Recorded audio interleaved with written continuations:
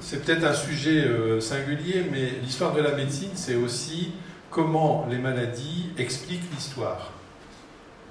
Et vous savez qu'il y a plusieurs livres qui ont été écrits sur ces malades qui nous gouvernent. Alors, il y a des exemples qu'on pourrait développer, d'ailleurs qu'on essaie de développer dans le DU d'histoire de la médecine, pas que l'impact de Napoléon et son état de santé sur le cours de l'histoire, militaire ou politique. Mais on sait qu'au traité de Versailles, par exemple, Clémenceau était encore en forme, mais Wilson avait déjà fait plusieurs AVC, il avait une démence vasculaire et il n'a pas été vraiment brillant pour imposer ses vues. À Yalta, Staline était encore tout fringant, il n'avait pas encore fait son hémorragie cérébrale. Roosevelt était aussi dans un état déplorable de démence vasculaire et Churchill il avait fait un infarctus du myocarde il y a peu de temps. Et donc Yalta, le rideau de fer, ça peut expliquer aussi quand les discussions sont sans les conseillers. Voilà. Et le dernier exemple, c'est, on le sait, Gorbatchev était programmé pour être le président du Soviet suprême, mais comme il était trop jeune, les Soviets suprêmes ont décidé que Andropov et Gromyko précéderaient l'arrivée pour le préparer au pouvoir. Et les deux sont morts trop rapidement, et certains expliquent la glace-note et tout par le fait que Gorbatchev n'était pas encore bien formaté communiste pour prendre le pouvoir. Ensuite, vous le savez, les hommes politiques, quand ils sont au pouvoir, tout va bien. Même quand ils sont malades, il y a une sorte d'ambroisie du pouvoir. On a vu ça avec des présidents de la République qui étaient en forme jusqu'au dernier jour et qui déclinaient très rapidement. On a vu ça aussi avec des gens qui, une fois qu'ils ne sont plus en activité, décompensent leur maladie juste après la retraite. Alors, concernant Napoléon, on va essayer d'expliquer comment les maladies peuvent influer sur les victoires ou les défaites. Après, il faut savoir que c'est comme en rugby ou en foot, on peut être champion du monde ou ne pas l'être pour un but raté à la dernière seconde des prolongations, ou en rugby, ne pas réussir à un point à battre nos amis d'Afrique du Sud. Eh bien, Waterloo, un quart d'heure avant la fin, la bataille était gagnée. Marengo, un quart d'heure, une demi-heure avant la fin, la bataille était perdue. Donc, tous les événements ne tiennent qu'à un cheveu. Alors, concernant Napoléon, je me suis beaucoup inspiré d'une thèse qui a été faite par maintenant un médecin généraliste, Augustin Amiot-Duménil, qui a travaillé avec Michel Mailleux, qui est un passionné de Napoléon, qui avait déjà travaillé sur euthanasie, c'est vraiment un débat de circonstances, et le Code civil, Napoléon, et l'influence de Napoléon sur le débat de fin de vie de l'époque. Et puis, il a travaillé sur les maladies de Napoléon depuis son enfance jusqu'à sa mort. Et fort de cette thèse, moi, ce que j'ai essayé de chercher, c'est, en vous expliquant un peu rapidement d'abord toutes les maladies et son enfance et son état psychologique, expliquer après, est-ce que ces maladies ont eu une influence sur le champ de bataille, on pourrait dire aussi, sur le consulat, sur, vous le savez, l'année 1799, c'est comme 1958. En 6 mois, il y a des hommes forts qui arrivent à vraiment réformer le pays, alors qu'aujourd'hui, on met des dizaines d'années pour avoir des politiciens et le régime des partis qui empêche toute solution. Alors, dans l'observation clinique, tout d'abord, de Napoléon, on fait un peu d'anamnèse. Déjà, on oublie que quand Napoléon était dans le ventre de sa maman, ça se passait mal en Corse. Donc la grossesse de sa mère a été quand même un peu perturbée. Et quand ils ont fui en Corse, il y a eu quand même pas mal de soucis dans le voyage. Ce n'était pas les autoroutes et les routes d'aujourd'hui. Et le médecin, lorsqu'il a accouché, a dit « l'enfant est un peu débile avec une grosse tête et il est venu au monde malingre et chétif ». Bon. Et puis, vous le savez, Napoléon n'est pas corse, il est italien, avec les origines de son père et sa mère. Et puis, il y a eu beaucoup d'enquêtes génétiques récentes, enfin semi-récentes, notamment pour l'ADN mitochondrial, qui permet quand même maintenant de regarder si on est vraiment le fils ou la fille de un tel ou un tel. Alors, ce qu'on apprend, parce qu'il y a une légende qui dit que c'est pas Napoléon qui est aux Invalides, ça c'est une légende américaine qui dit que en fait les Anglais ont tellement été stressés avec Napoléon qu'ils l'ont substitué son corps par Cipriani, et qui était mort un petit peu avant, qu'ils l'ont mis dans le cercueil et qu'ils ont emmené Napoléon sous Westminster pour le dominer éternellement. L'enquête, on a réussi, lorsque on est allé rechercher le corps de Napoléon, on a réussi à extraire un morceau de peau et on a pu faire l'ADN mitochondrial de la famille. C'est bien Napoléon qui est aux Invalides d'après l'ADN mitochondrial. Il y a une mutation très rare qui existe chez Napoléon, chez Laetitia, chez Caroline. Il y a un bouquin qui a été écrit il y a quelques années qui est assez intéressant là-dessus. Et puis après, on a regardé les antécédents. On dit que le père de Napoléon n'est peut-être pas son père. Alors, ça c'est faux aussi. Par contre, on a étudié l'ADN mitochondrial de Napoléon III. Napoléon III n'est pas un oncle, enfin, il n'est pas le neveu, le petit-neveu de Napoléon. En fait, son frère Louis de Napoléon Ier n'a pas l'ADN de son frère. Donc c'est Laetitia qui a trompé Charles, non pas pour la naissance de Napoléon, mais pour la naissance de Louis. Louis ensuite, avec la fille de Joséphine et Napoléon III, dans le même temps, Borny, le copain de Napoléon III, qui a comme grand-père Léon Flao, qui est un fils de Talleyrand, et donc c'est quand même pas inintéressant. Alors, maintenant on va faire, après l'anamnèse, un peu d'examen clinique. Quand on regarde tous les rapports sur Napoléon, c'est un petit malingre, un petit chétif, qu'on a appelé longtemps le chaboté. Les Anglais l'appelaient Bonnet à l'époque. Il y avait, alors, c'est Tallet et Bonnet, c'est avec Talleyrand, quand au début du consulat, ils travaillaient ensemble, pas très longtemps. Et puis, il y a un mythe, Napoléon était petit. C'est vrai, 1m68, c'est petit. Mais en fait, 1m68 à l'époque, c'était la taille normale. Donc, il n'était pas plus petit. Aujourd'hui, 1m68, c'est petit. À l'époque, ça n'était pas. On parle de maigre, de jaune un peu, un cou un peu court. Ça, c'est un élément qu'il faut prendre en considération pour la suite. Et puis, avec l'âge, il grossit. Je me suis amusé, en fonction des données à 50 ans, de son IMC. Donc, il est passé à 32 d'IMC quand il avait 50 ans. Donc, il était non pas en surpoids, mais il était obèse. Et on a pu estimer le poids en mesurant la taille de ses pantalons et des ceintures. Donc, tout ça est bien correct. Donc, bon, ça, c'est pas très intéressant. Ce qui est beaucoup plus intéressant, c'est de remarquer dans l'examen clinique qu'il a des tics. Il est petit, il a un tic de l'épaule droite, ça ressemble à un président de la République, avec un léger pincement de la bouche de gauche à droite, quand il est fort préoccupé. Le duc de Vicence, c'est l'abbé Doyen, je pense, a dit pour varier ses plaisirs, il s'emparait d'une plume, couvrait de larges barres d'encre chacune des feuilles de papier qu'il avait devant lui. Dès qu'elles étaient bien noircies, il les froissait dans sa main et les jetait à terre. Je le vois encore assis près d'un tout petit bureau de bois peint en noir. Il le lacérait dans tous les sens avec un canif qu'il tenait à sa main. Et puis, Chaptal disait « C'est un destructeur, par habitude et par caractère. Caressait-il un enfant, il le pinçait jusqu'à le faire crier. » Vous voyez, personnalité quand même un peu singulière, d'autant que quand il est enfant, on l'appelle le ribellion, j'ai pas l'accent, mais il est querelleur, il est mutin, il est agressif, mais il est très solitaire. Il ne se mêle pas aux autres, il lit beaucoup, il est toujours dans ses pensées. Il ne faisait pas attention aux jeux de ses camarades, il ne prenait pas part aux jeux des autres. Et il disait, j'ai choisi dans l'enceinte de l'école un petit coin où j'allais m'asseoir pour rêver à mon aise. Donc un grand rêveur. Brienne, à Brienne, on dit qu'il a un caractère dominant et impérieux, et à l'école militaire, qu'il est extrêmement égoïste. Alors, quand on regarde les rapports de l'école militaire sur le général de Gaulle, quand il était capitaine, c'est la même chose. Adulte,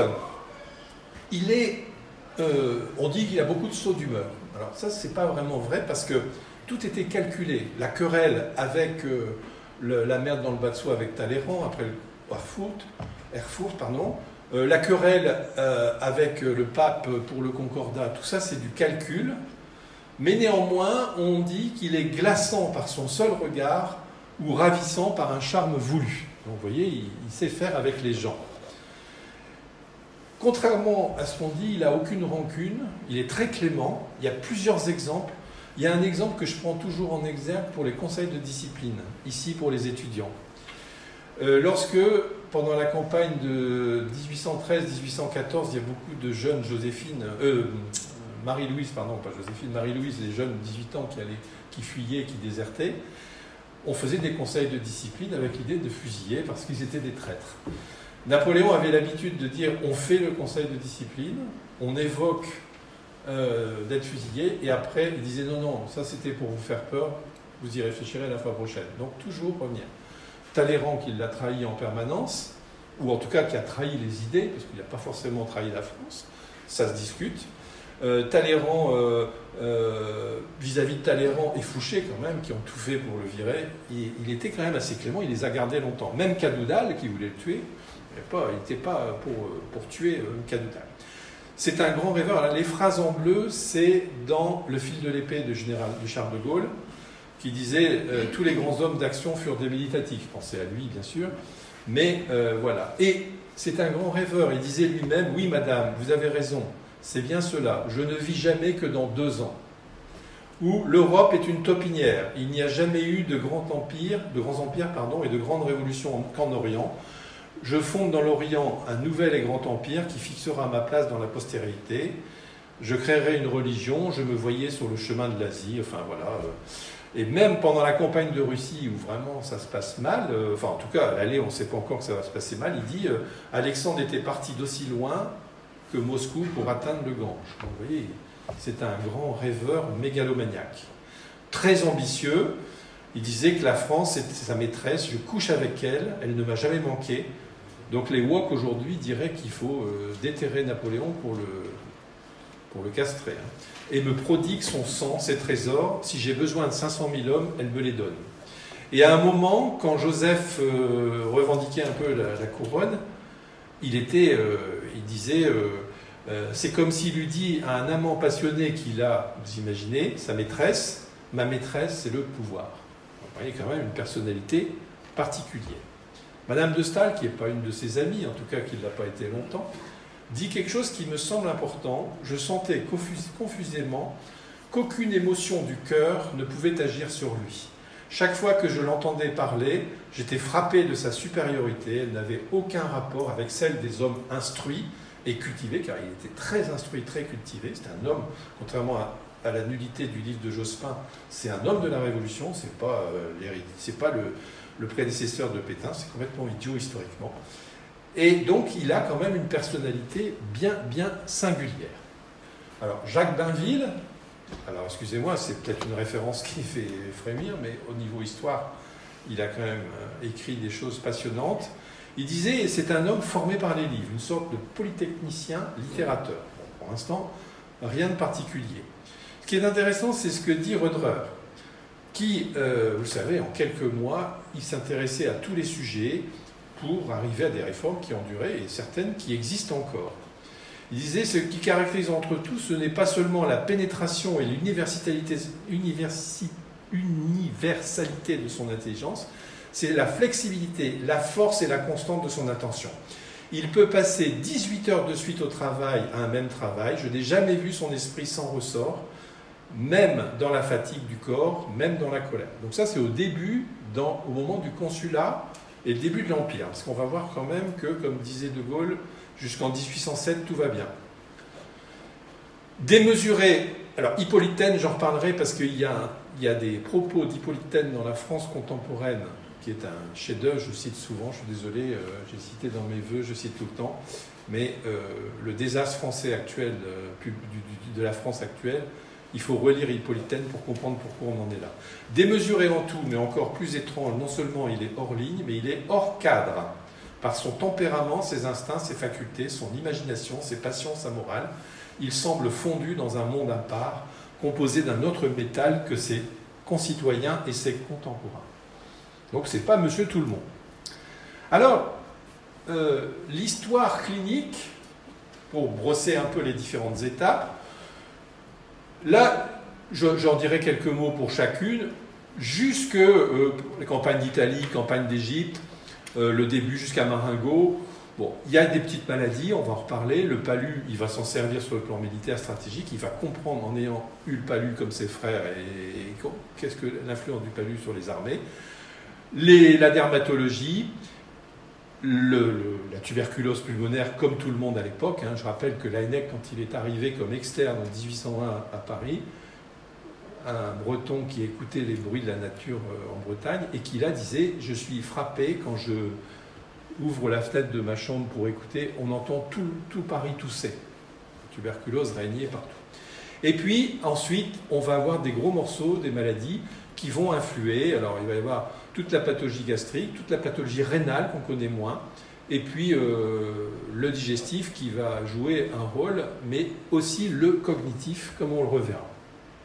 Alors, très vite, parce que ce n'est pas le but du jeu, la malaria, bon, il a eu plusieurs accès palus depuis 1797. Bon, ça, beaucoup de militaires à l'époque, en Italie, il y avait beaucoup de palus à l'époque encore.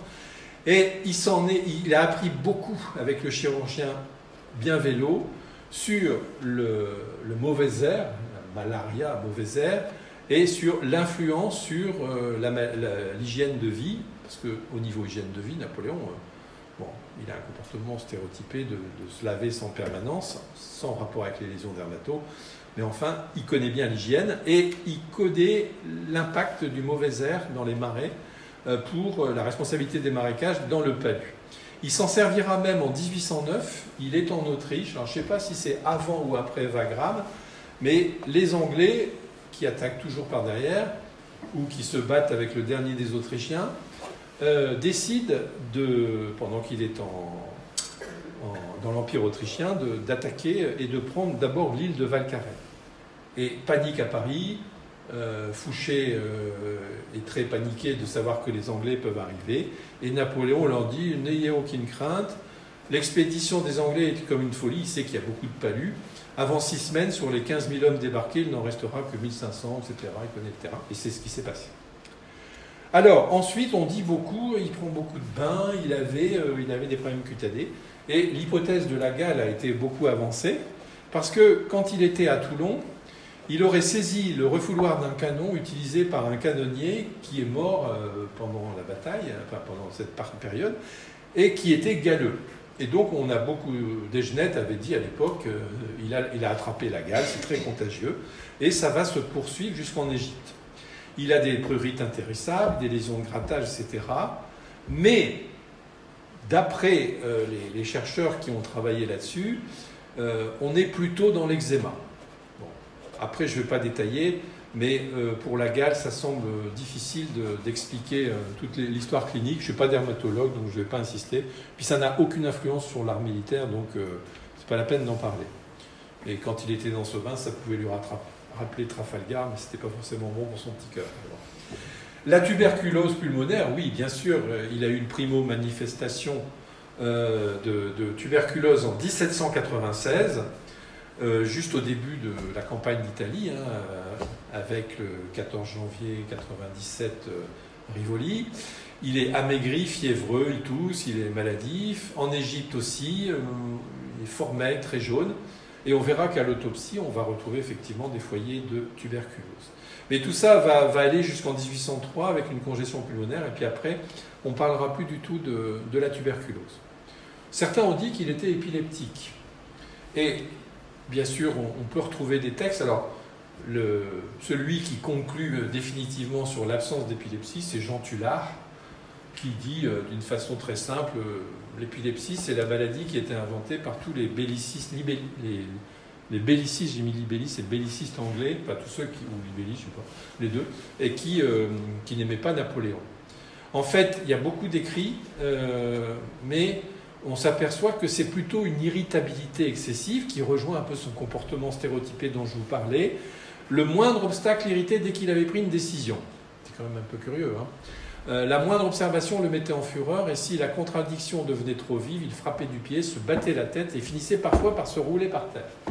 Ça ne vous rappelle pas des maladies psychiatriques, tout ça?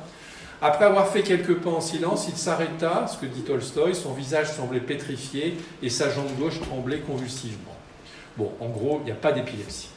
Alors, l'ulcère gastrique, bien sûr, c'est très connu.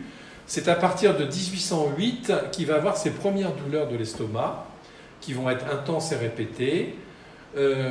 Corvisart, son médecin, dit mais non, c'est parce qu'il mange très vite, hein, un repas qui dure plus de 10 minutes. Général de Gaulle, c'était 20 minutes. Le dimanche, ça pouvait aller jusqu'à une demi-heure, mais après, c'était insupportable d'être à table. Napoléon, c'était 5 minutes, 10 minutes, puis après, c'était insupportable. Donc quand on mange vite comme ça, on peut avoir mal à l'estomac. Néanmoins, on verra qu'à l'autopsie, il y a des problèmes digestifs, ça c'est clair.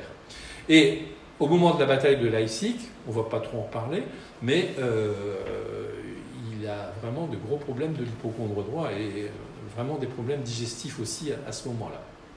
On y reviendra. Après, la légende de la main qui supporte un ulcère, c'est complètement idiot parce que depuis 1702, on décrit pour les tableaux avoir les mains dans les poches ou les mains comme ça semblait d'être un pecno à l'époque.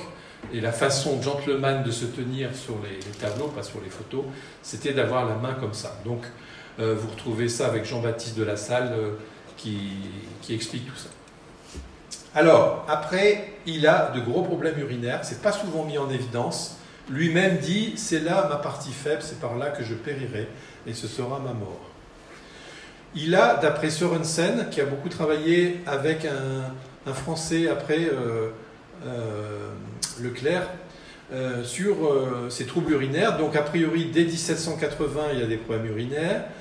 Il a de gros problèmes de dysurie par la suite. Marie-Louise ne couchait plus avec lui à cause du fait qu'il se levait sans arrêt.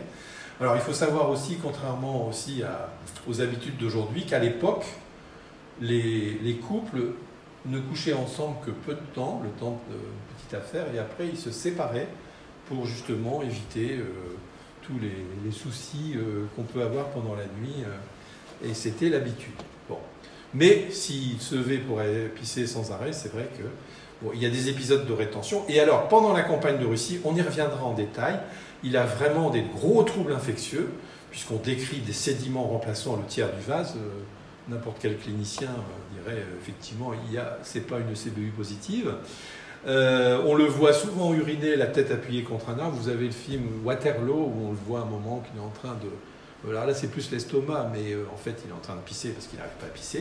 Et on verra que l'épisode de rénal pendant la campagne de Russie explique beaucoup de choses à Borodino. Et l'hypothèse de Leclerc, c'est de dire qu'il avait tellement de problèmes rénaux qu'il avait vraisemblablement une insuffisance rénale chronique par néphro-angiosclérose, peut-être avec une lithiase associée. Il faut rappeler que Napoléon III, il avait aussi des problèmes de lithiase.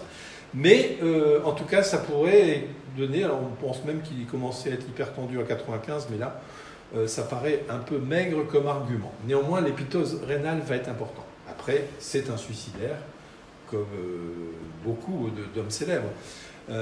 Lorsque ses potes thermidoriens, enfin ses potes de la convention jacobine disparaissent, le frère de Robespierre, etc., il est prêt à suicider. Au pont d'Arcole, certains décrivent le sacrifice comme une tentative de suicide.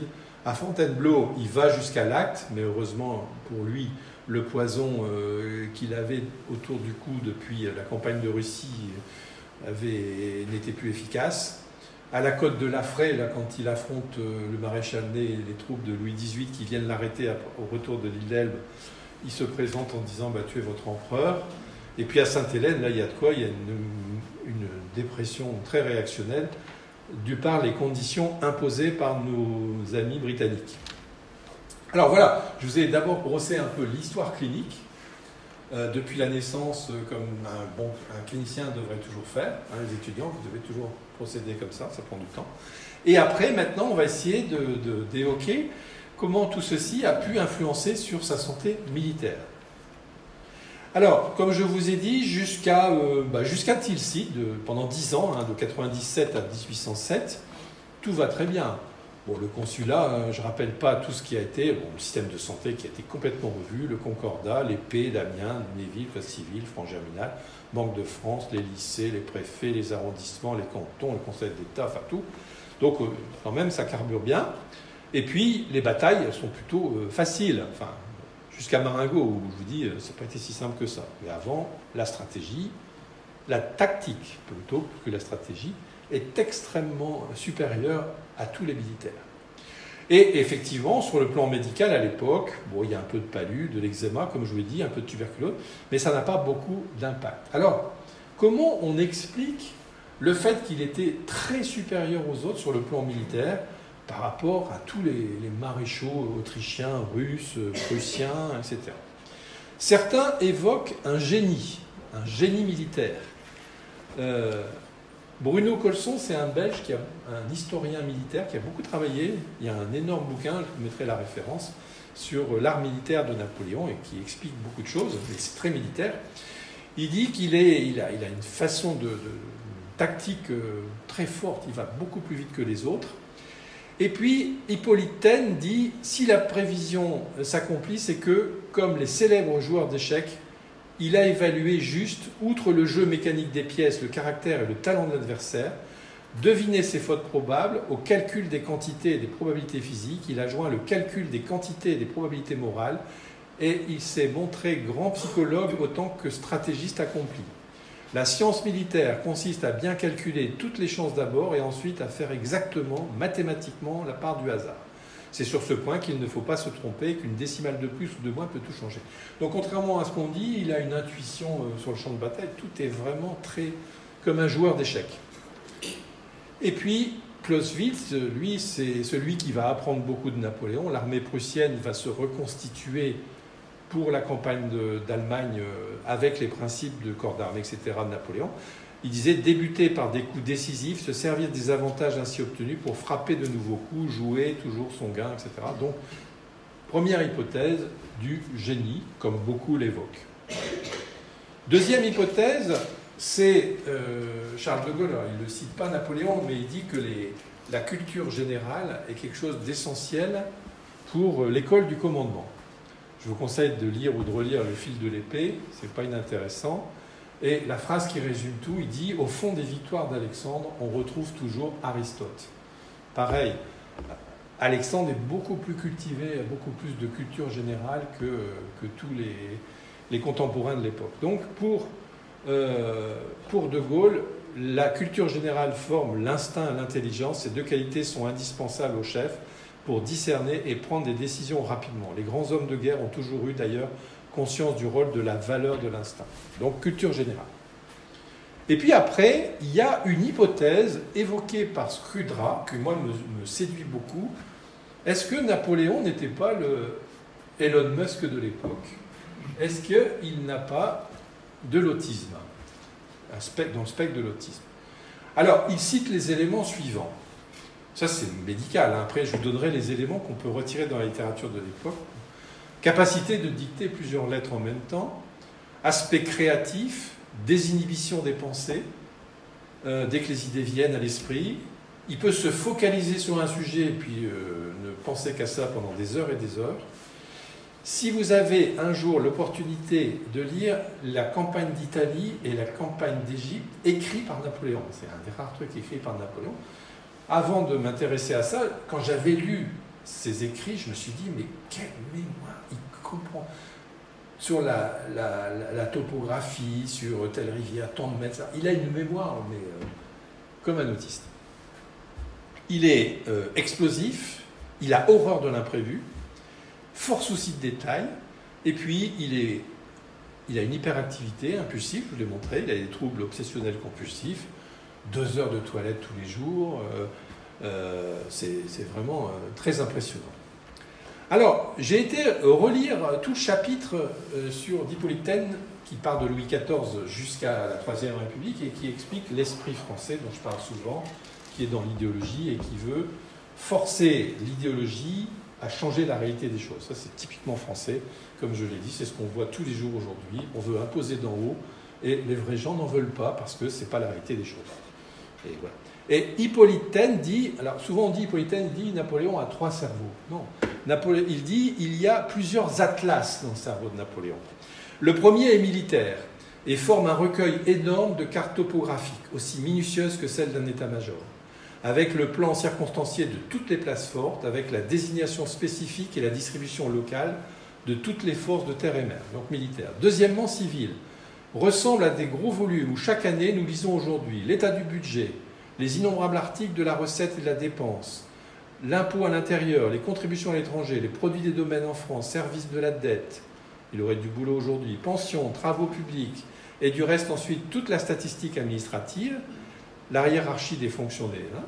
D'ailleurs, il n'aimait pas les dettes. Les Anglais, à l'époque, ont fait beaucoup de dettes pour se battre contre Napoléon. Lui, il ne voulait pas des dettes. C'est vraiment deux attitudes différentes. Le troisième, c'est un énorme dictionnaire biographique qui connaît tout le monde, les noms, les casiers judiciaires, etc. Si grossis que soient les trois atlates, ils sont imprimés en entier dans l'esprit de Napoléon. Il en sait non seulement le résumé total et les résumés partiels, mais aussi les derniers détails. Il perçoit en bloc et par le menu les diverses nations qu'il gouverne directement ou par autrui, c'est-à-dire 60 millions d'hommes, les diverses contrées qu'il a conquises, etc. C'est quand même impressionnant. Quand même. Alors, maintenant, qu'est-ce que dit Napoléon lui-même? Napoléon dit, quand il est encore Bonaparte, « Les divers objets et les diverses affaires sont casés dans ma tête comme dans une armoire. Quand je veux interrompre une affaire, je ferme son tiroir et j'ouvre celui d'un autre. Ce n'est pas un génie qui me révèle tout à coup ce que j'ai à dire ou à faire, c'est ma réflexion, c'est la méditation, je travaille toujours. » C'est quand même intéressant. Et Hippolyte rappelle, dans l'atlas psychologique et moral, il y a quelques résumés faux, il y a quelques erreurs. Mais ces erreurs sont l'œuvre de sa volonté plutôt que de son intelligence. Par intervalle, il les reconnaît. S'il a des illusions, c'est qu'il se les forge. Il n'y a que ses passions qui puissent troubler sa lucidité. Jacques Bainville, qui n'aime pas Napoléon, mais qui, comme beaucoup, on est admiratif quand même de l'intelligence, dit, en fait, on pense toujours que Napoléon est un grand stratège, c'est pas vrai. Napoléon n'a prévu ni les machines à venir, ni le machinisme. Il ne tient aucun compte des sciences, il est tout sur le canon de Louis XVI, le Gribeauval, et les leçons de Suffren. Ni le bateau à vapeur qui existe déjà, et ni les premiers sous-marins, puisque Fulton va aller voir Napoléon pour lui dire, voilà, et non, c'est les Anglais et les Américains surtout qui vont. Donc, c'est pas un innovateur, enfin, il n'innove pas. Et Colson, toujours ce Belge militaire, enfin historien militaire, son héritage durable réside dans la conduite opérationnelle du guerre, chercher à disloquer l'ennemi, etc. En stratégie, il n'a jamais perçu l'importance de la marine, la réduisant à un appoint pour l'armée. Donc, c'est un extrêmement bon tacticien avec une mémoire tellement forte qu'il a tellement une connaissance de tout qu'il sait, mais ce n'est pas du tout un stratège. Donc, si la première partie se fait sans maladie bien précise, je pense, à mon sens, qu'une part d'autisme, alors vous allez dire, Elon Musk, il est très innovant, enfin en tout cas, il doit avoir une capacité de travail, etc. Moi, et on sait qu'il a un Asperger. Donc, je trouve quand même qu'il y a des éléments. Alors, les pédiatres qui sont ici vont peut-être me contrer en disant mais non, il y a tel élément qui fait que. Et à partir d'ensuite, à partir de la guerre d'Espagne, tout le scénario se déroule à l'inverse. C'est bêtise sur bêtise, catastrophe sur catastrophe. La guerre d'Espagne, c'est une nullité complète. La guerre la campagne de Russie, c'est absurde. Comment un type aussi brillant a pu s'engager? Que s'est-il passé? Et comment, dans les batailles, a-t-il réagi par rapport à ce qui s'est passé avant? Alors, toujours dans le domaine neuropsy, une première notion possible, c'est l'hubris. Au bout d'un moment, il a tellement gagné dans une première partie de sa vie que tout est démesuré dans sa tête. Et donc, et je prends l'Espagne, et je prends la Russie, et je fais le blocus, etc. Alors, Motonlon, qui va être proche de lui jusqu'à la fin, ça ne s'est pas toujours bien passé, il disait « Attendre incessamment les ressorts de l'organisation même la plus merveilleuse qui fut, à penser, à vouloir, à agir pour tout le monde, qui ne risquerait pas de perdre l'équilibre. » C'est la césarite provoquée par les influences extérieures et par l'éclosion de laquelle l'hérédité n'est rien, le milieu est tout. Alors, on peut l'appliquer à des hommes politiques de chez nous, qui parfois partent un peu n'importe quoi, dans n'importe. Et lui-même disait, j'ai couché dans le lit des rois, j'y ai contracté une terrible maladie. Bon, un peu de la... Et voilà, Napoléon de la guerre. Voilà comment il pensait au début, pendant la campagne d'Italie par exemple, il disait que par exemple en montagne, je ne suis pas militaire, mais En montagne, il ne faut surtout pas être défensif. Il faut pas être offensif. Il ne faut pas foncer sur l'adversaire. Il faut faire du défensif pour obliger l'ennemi à attaquer. Donc ça, c'est en 1800, tout va bien. Et puis en 1808, on dit, à un col, peu importe, il dit... Il était alors devenu impatient à force de se sentir supérieur et sa puissance l'aveuglait, au point qu'il se sente capable de contrevenir à ses propres principes. Donc il y a quand même de l'hubris, à mon sens. Est-ce de l'hubris ou est-ce de la folie? Pinel, qui est quand même le père de la psychiatrie à l'époque, disait entre un homme de génie et un fou, il n'y a pas l'épaisseur d'une pièce de 6 liards. Il faut... Ah non, il dit à Pinel, il faut que je prenne garde de ne pas tomber entre vos mains, au psychiatre. Et on dit aussi, sa folie, c'est de s'être vu supérieur à tous les concurrents présents et passés, lui le parvenu de basse extraction. Alors, je ne vais pas faire de la psychanalyse de bas étage, mais c'est vrai qu'on peut comprendre que quelqu'un qui était peu connu, chétif, enfant, on ricanait de sa personnalité, son accent, qui devient empereur à 36 ans, ça peut donner un peu de folie. On a vu des jeunes présidents qui ont aussi beaucoup d'hubris. Ça a été le reproche, pour parler très ancien, Giscard, on a dit qu'il avait attrapé l'hubris avec la nomination trop rapide. Il y en a d'autres aussi qui ont été probablement nommés trop rapidement. Et donc, première hypothèse, c'est purement psychiatrique, hubris ou folie. Il y a beaucoup de ça. Après, il y a beaucoup de partisans du syndrome d'apnée du sommeil. Alors, il y a Chouard qui a beaucoup écrit là-dessus. Il explique même que pour lui, s'il n'avait pas les apnées du soleil, l'Empire français existerait encore aujourd'hui. Alors, quels sont les arguments? Bon, d'abord, il est très maigre au début, puis à la fin, il grossit, ça je vous l'ai dit. Une surcharge, une obésité les dernières années. Je vous ai dit dans sa description qu'il avait un cou court. Les masques funéraires, les vrais, parce qu'il y en a beaucoup de faux, montrent une rétrognathie, une déviation de la cloison nasale découverte pendant l'autopsie. Donc tout ça, ça peut être des arguments, effectivement. Par contre, dans aucun écrit, on ne parle de ronflement. C'est un peu embêtant. Mais certains disent, mais il est tellement une personnalité importante et qui censurait tout, que peut-être on a, comme à l'époque des soviétiques ou des mélanchonistes, on supprime tout ce qui ne va pas dans l'histoire du parti. Bon, peut-être. Par contre, Jean Tullard dit, au début, couché à minuit, il se réveille à 3 heures pour réfléchir aux affaires les plus délicates, prend un bain chaud, comme beaucoup de gens se prennent un bain en se réveillant la nuit, c'est vrai, se recouche à 5 heures. Là, on est au début. Recrue de fatigue, il s'assoupit au Conseil d'État et lorsqu'il s'éveille, il reprend la délibération au point où Cambacérès, poursuivant le débat, à mi-voix, l'a amené. Donc là, l'esprit, il marche bien. Mais l'âge avançant, alors là, je ne vais pas tout lire, l'âge avançant, l'empereur présente de plus en plus de somnolence. Le sommeil qu'il avait maîtrisé jusque-là le maîtrisait à son tour. Ça, c'est Chaptal. Et lui-même dit, au lieu d'un verre de limonade, c'est maintenant d'un verre de café dont je sens le besoin. Et il s'assoupit de plus en plus, son énergie intellectuelle disparaît. Et donc, le docteur Chouard dit, les troubles cognitifs, c'est le moine qui dit ça, les troubles cognitifs expliqueraient peut-être l'erreur stratégique de la campagne.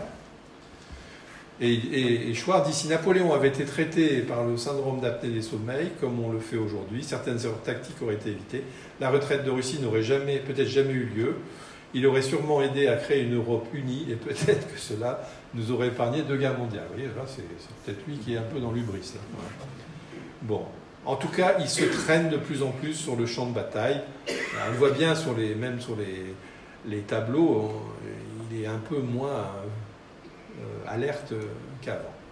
Alors, il faut s'intéresser à 2-3 batailles. C'est la bataille de la Moskova, Borodino, où là, effectivement, il ne va pas bien. Tous les témoins de la bataille mentionnent que l'empereur est fragile, fébrile, qu'il n'a plus le génie militaire d'avant, et qu'il n'a fait qu'envoyer son armée sur les Russes, sur les canons russes. Mais lui-même, on pourrait dire, bah oui, il a perdu sa tactique, et puis il envoie l'armée, comme il va le faire à Waterloo aussi. Et lui-même, il dit, à la Moskova, j'ai attaqué la position des Russes, la grande batterie russe, car une armée qui a une nombreuse et bonne cavalerie, qui peut manœuvrer en arrière d'un système de bonne redoute, ne doit pas être attaquée. Donc il a quand même ses arguments. Et il dit, j'aurais pu tourner par la droite la position des Russes et les forcer à l'abandonner, mais j'avoue que je ne la jugeais pas si forte qu'elle était. Et d'ailleurs, j'avais besoin d'une bataille. Je voulais profiter de l'occasion pour empêcher Kutuzov de m'entraîner plus avant à sa poursuite dans l'intérieur. Donc il raisonne quand même bien. Mais néanmoins, pour certains, il ne va pas très bien. Et on sait qu'il ne va pas très bien, puisque on a pu refaire l'histoire de sa maladie à l'époque. Le 6 septembre, il a un rhume. Vous allez dire, un rhume, c'est pas bien grave. Tolstoï dit lui-même, dans Guerre et paix, le rhume de cerveau qu'il a eu, qui a eu une influence sur la volonté de Napoléon de livrer ou non la bataille, pouvait devenir la cause du salut de la Russie. Donc c'est quand même cité. Et puis il y a le bulletin du médecin de l'époque, le 5. L'empereur lui signale que ses jambes ont gonflé et qu'il urine à peine. Le 6. Une toux continuelle et sèche, une respiration difficile et entrecoupée, l'urine ne sortant que goutte à goutte et bourbeuse et sédimenteuse. Le bas des jambes et les pieds extrêmement édémaciés, le pouls serré, fébrile et irrégulier. Ça, c'est la description de l'époque. Et à partir de là, Sorensen dit, en fait, il a dû faire un œdème aigu du poumon, sur décompensation rénale, liée à une infection ou une liquage urinaire, enfin en tout cas, voilà. D'autres disent que c'est une prostatite parce qu'il était beaucoup à cheval, les sténoses, etc. En tout cas, pour certains, et c'est vrai qu'il semble y avoir du rénal là quand même. Enfin, je ne sais pas, tous les médecins ici me diraient qu'il y a quand même un problème rénal, il faut faire quand même un petit bilan rénal. Donc là, effectivement, il est quand même pas bien pour la bataille et Constant, qui est quand même le plus proche. Hein, vous savez, dans un service, c'est vous êtes soignante qu'il faut demander l'avis pour les malades. Ils en savent plus que l'interne. Constant, il en dit plus que les médecins. Il avait depuis quelque temps un gros rhume qu'il avait un peu négligé et qu'il augmenta par les fatigues continuelles de cette mémorable journée. Il s'y joignit une extinction de voix qu'il combattit par un remède tout à fait militaire. Cette trachéite fébrile a pu empêcher l'empereur d'analyser convenablement le champ de bataille de Borodino, permettant la constitution de l'empereur était éminemment nerveuse. Il était soumis aux influences morales et le spasme se partageait entre l'estomac et la vessie. Il éprouvait, lorsque l'irritation se portait sur l'estomac, des toux nerveuses qui épuisaient ses forces morales et physiques, au point que l'intelligence n'était plus du tout la même chez lui. La vessie partageait ordinairement ce spasme, et alors il se trouvait sous l'influence d'une position fâcheuse et dégradante. Le déplacement... Bon, d'abord, ils écrivaient mieux que les étudiants en médecine, les observations, et d'aujourd'hui, et d'hier. Et donc, on voit quand même qu'il avait vraiment des problèmes et rénaux et peut-être gastriques aussi. Alors après, il y a 1813-1814, Clausewitz va s'adapter, et puis on voit que, alors que les Prussiens, ils ont appris de toutes les défaites, et donc ils organisent leur armée différemment, Napoléon, il reste toujours dans la même... Il ne change pas sa tactique, il ne change pas sa stratégie. Et donc les autres vont gagner des victoires parce qu'ils comprennent. Ça prouve quand même qu'il n'est pas très stratège, il ne s'adapte pas à son environnement. Il est très tacticien, mais il ne comprend pas forcément les choses. Et pour moi, en diplomatie, pourtant je n'aime pas Talleyrand, mais Talleyrand était beaucoup plus fort pour notre pays que Napoléon, qui a fait que des conneries sur le plan diplomatique. Ça, c'est mon avis. Je sais que des gens comme... Louis Madelin défendent bec et ongle la stratégie européenne de Napoléon. Moi, je suis plus proche de la stratégie européenne de Talleyrand que je l'apprécie pas. Donc, en tout cas, lui, il bouge pas sa façon de faire, et en plus, là, il a vraiment des gros problèmes de l'hypocondre droit, des douleurs hypogastriques. Je me sens mal. En appuyant la main sur mon estomac, ma tête résiste, mon corps succombe. Donc, il n'est pas vraiment en pleine forme. À la bataille de Ligny, bon, je ne vais pas refaire la bataille de Ligny, mais si Napoléon a perdu, excusez-moi, la bataille de Waterloo, c'est parce qu'il n'a pas réussi vraiment à détruire l'armée prussienne le 16 juin. Ney a fait des conneries à quatre bras, Grouchy a fait des conneries, et puis tout se passe très mal. Et puis Napoléon, il a beaucoup de douleurs à l'estomac, beaucoup de douleurs à l'hypocondre droit, il ne dort plus à cause de ces douleurs. Et le 16 au matin, quand il se réveille, il est complètement inopérant, il hésite, il ne sait pas donner les ordres généraux. Donc effectivement, les préambules de la défaite de Waterloo sont déjà dans cette pré-étape. Alors, à Waterloo, magnifique tableau, Michel Mahieu avait ce tableau dans son bureau à la Saint-Vincent-de-Paul. Et tous les matins, parce que ça c'est le matin, quand j'étais son chef de clinique, ça c'est le matin de Waterloo. Vous savez, tous les matins, on a plein d'idées pour la journée, on rêve de l'avenir, puis après il se passe des choses. Et donc j'ai voulu, pour lui, le mettre, s'il était là, il aurait été heureux que je mette cette diapo. Alors la défaite de Waterloo, le sol, l'orage, tous les éléments sont contre lui, Ney fait des conneries, Grouchy il n'arrive pas, c'est Blücher, et la santé de Napoléon, c'est ça qui nous intéresse aujourd'hui. Alors là, il y a les témoignages sur Waterloo qui sont très divergents. Vous avez d'abord Adolphe Thiers, mais bon, Adolphe Thiers, il faut rappeler que c'est un élève de Talleyrand. Il a travaillé avec Talleyrand, donc il a pu être inspiré, et il dit non, Napoléon... il était en forme, il devait perdre.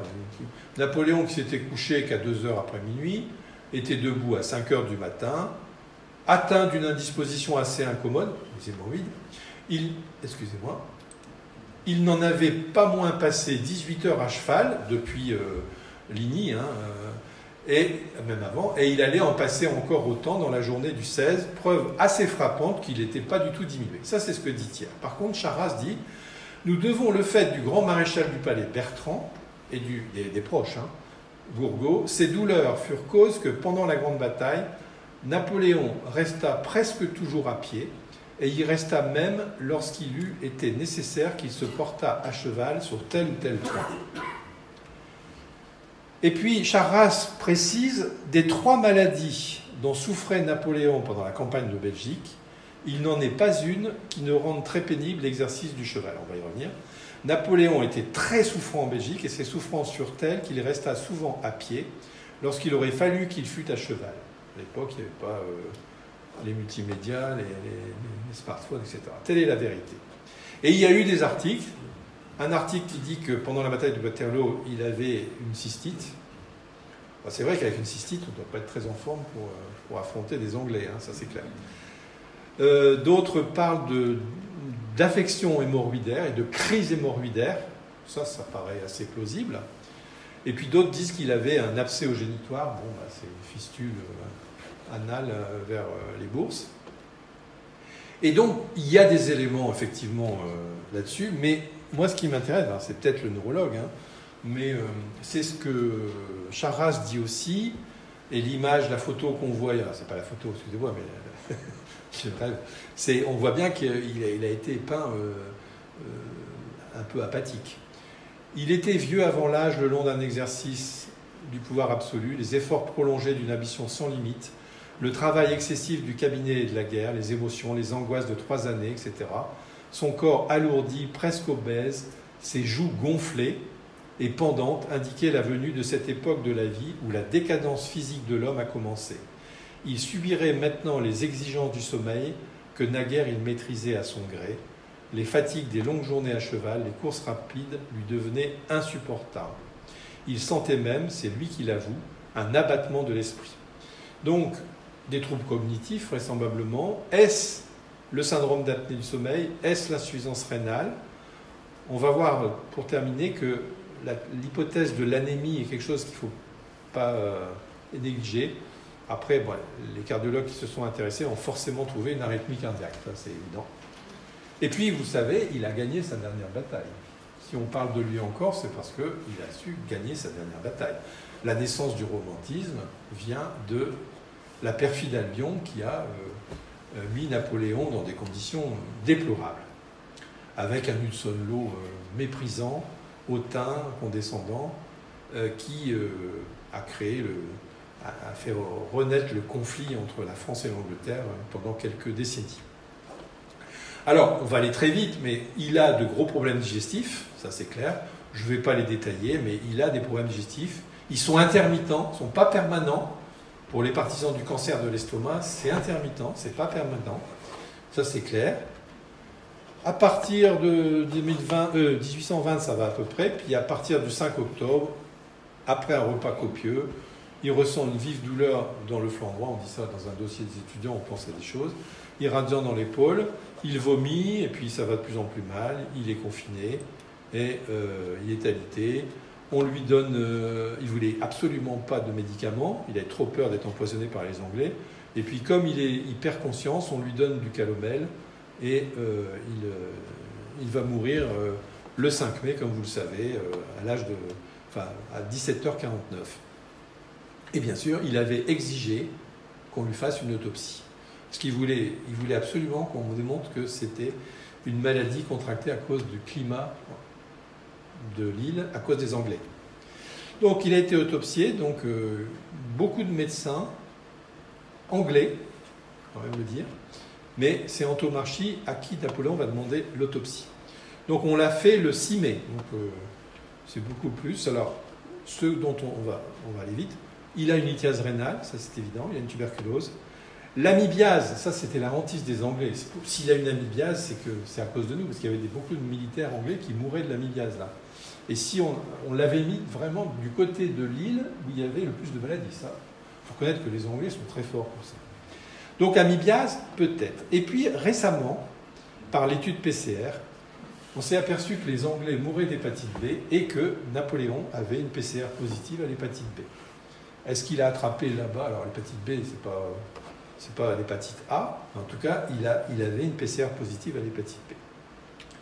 Alors après, il y a bien sûr la grande idée, mais ça pourrait être une conférence complète sur son estomac, est-ce que c'était un cancer ou pas? Alors, le résultat de l'autopsie, la première compte rendu, parce qu'après il y a eu des faux, d'Antomarchi, il y a un trou, le diamètre de 3 lignes, bon, etc. On parle d'ulcère cancéreux, de gonflement. Alors ce qui est beaucoup plus intéressant, c'est le compte rendu des Britanniques, Short, Arnaud, Mitchell, etc., où on voit vraiment qu'il y a vraiment un trou, il y a un envahissement de l'estomac, mais il n'y a aucune métastase. Aucune métastase. Alors, on y reviendra juste après. Les causes de la mort, pour certains, c'est une perforation dysentérique, d'autres une arythmie cardiaque, d'autres une insuffisance rénale. Je passe très vite sur la théorie de l'empoisonnement, parce que c'est lui-même qui disait « Je meurs prématurément, assassiné par l'oligarchie anglaise et son sicaire, Hudson Law. Jetez cette tasse de café, je ne veux pas la boire. Cet homme, Hudson Law, s'en est approché. Je le crois capable de tout. » Alors, certains disent qu'il prenait des petites doses d'arsenic. Ça, c'est plutôt Michel Mailleux qui le pense. Prenait des petites doses d'arsenic, phénomène de mitridation pour être malade, pour être rapatrié en France ou en tout cas en Angleterre, pour quitter l'île. D'ailleurs, Lascaz va diffuser cette information quand il va revenir, bien avant la mort de Napoléon. Alors, je passe parce que les Américains aiment bien, je dis, il n'est pas enterré à Paris, et puis il a été empoisonné avec des arguments. Globalement, on peut dire aujourd'hui, je ne vais pas détailler, mais il n'a pas été empoisonné, parce qu'on a retrouvé on a retrouvé de l'arsenic, mais à l'époque, il y en avait partout. Il y en avait dans les poudres qu'on mettait sur les cheveux, etc. Après, on a évoqué le fait que c'était le sang du truc, etc. Je n'ai pas le temps de détailler, mais il n'y a pas beaucoup d'arguments pour ça. Alors, le cancer de l'estomac, c'est l'hypothèse. Il y a eu en 2021 un débat international avec tous les grands spécialistes mondiaux au bicentenaire de sa mort, pour savoir de quoi il est mort. Et la conclusion, mais enfin les experts des fois ils disent pas forcément, ils disent c'est un cancer de l'estomac stade 3A sporadique, parce qu'en plus il a perdu 11 kilos dans les derniers moments. Mais il n'y a eu aucune microscopie de fait. Alors les gens qui sont contre cette hypothèse disent ben oui, mais d'abord ça a été fluctuant, il mangeait de la viande jusqu'à la fin. Il n'y avait pas eu vraiment de cachexie. Pour un cancer de l'estomac, c'est un peu compliqué. Quand on a fait l'autopsie, il y avait quand même 2 cm de graisse au niveau du sternum, ce qui paraît... C'est vrai que moi, ça me choque un peu qu'on soit sûr que ce soit un cancer. Alors, il y a une hématologue qui a suivi le DU qui a une hypothèse qui me semble... On va travailler là-dessus. Pas de tumeur, pas d'adénopathie, pas de métastase. Et une hématologue qui suit le DU m'a envoyé un petit mot en disant « Mais ce que vous décrivez, il y a des lymphomes gastriques... qui décompense à la dernière minute et qui donne absolument au début une anémie, etc. Et c'est l'hypothèse qui pourrait être avancée, qui n'a pas, à mon sens, on ne l'a pas encore évoquée. Alors, Gaucher, qui est l'un des derniers à vraiment travailler sur la mort de Napoléon, a repris toute la discussion. Ce qu'il faut savoir, c'est que quand Napoléon est mort, on ne connaissait pas encore la gastrite chronique qui donnait des anémies, puisque Cruvelier l'a décrit beaucoup plus tard. Et lui, il pense qu'il avait une gastrite chronique, Helicobacter pylori, avec ulcération et micro-saignement, qui aurait entraîné une anémie. L'anémie n'avait été décrite qu'en 1803, mais la gastrite micro-hémorragique n'a été décrite que beaucoup plus tard. Et quand on regarde tous les rapports cliniques, quand il est à Sainte-Hélène, on dit qu'il a les pieds froids, pâleur extrême, impression de froid glacial dans tout le corps, refroidissement des extrémités, pâleur des ongles, etc. À l'autopsie, le visage et le corps étaient pâles. Enfin, un cadavre, en général, c'est pâle. Une matière noirâtre enduisait les gros intestins. La peau était d'une extrême blancheur et délicate. Et donc, anémie, mais alors l'anémie, ça peut être dû aussi à l'insuffisance rénale, ça peut être dû si c'est un cancer de l'estomac. Donc, on reste avec la légende. Et je termine en disant qu'il a vraiment gagné sa dernière bataille, parce que Victor Hugo en premier, ils ont fait naître toute la légende en disant cet homme clément pour ses adversaires devient leur martyr volontairement exilé sur une île lointaine au climat malsain, dans des conditions précaires, dans le but qu'il y contracte une maladie mortelle induite par le climat. Et, voilà. Et je ne peux m'empêcher de terminer par le plus grand des écrivains. En tout cas, c'est une personnalité que je déteste, mais il faut quand même avouer qu'il savait écrire. Le 5 à 6h moins 11 minutes du soir, au milieu des vents, de la pluie et du fracas des flots, Bonaparte rendit à Dieu le plus puissant souffle de vie qui jamais anima l'argile humaine. Alexandre ne mourut point sous les yeux de la Grèce, il disparut dans les lointains superbes de Babylone. Bonaparte n'est point mort sous les yeux de la France, il s'est perdu dans les fastueux horizons des zones torrides. Il dort comme un ermite ou comme un paria au bout d'un sentier désert. La grandeur du silence qui le presse égale l'immensité du bruit qui l'environna. Où se repose-t-il aujourd'hui? Il repose sur les cendres dont le poids a fait pencher le globe. Merci.